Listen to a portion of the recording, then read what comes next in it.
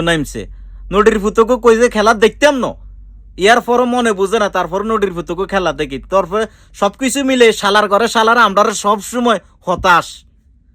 ছাড়া আর কোনো কিছু দেয় না শালার ভিতরে খালি হতাশ দে নিজের দেশও খেলে হতাশ বাইরে গিয়েও যায় শালার ভিতরে হতাশ কি কমু এ শালার ফুতো করে লই শালার ফুতো করে সবটির ওই যে আপনারা দেখিয়েন নারী ক্রিকেট দলের মারফু আক্তার একটা আছে কি পাস বোলিং ওর দুরন্ত বল করে ও দূরাইতে পারে ও খেতে কাজ করে জমিনে কাজ করে শাসি কাজ করে ওই বাংলাদেশের যে পুরুষ যে ক্রিকেট দল টিম আছে এই শালার ফুতো করে সবটিরে খেতে নিয়ে কাজ করার দরকার জ্বালা তুলবো ধান লাগাইবো ধান কাটবো এরপর ওই যে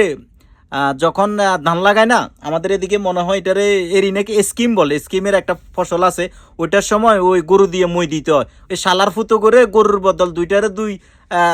জায়গায় দিই বিছখানে জুমল লাগাই দিই এরপর নাঙ্গল লাগাই দিই শালা গরু দিয়ে টানানোর দরকার তাহলে শালাগো অভিজ্ঞতা হইব স্পিরিট বাইরবো খেলার শালার ফুতো গল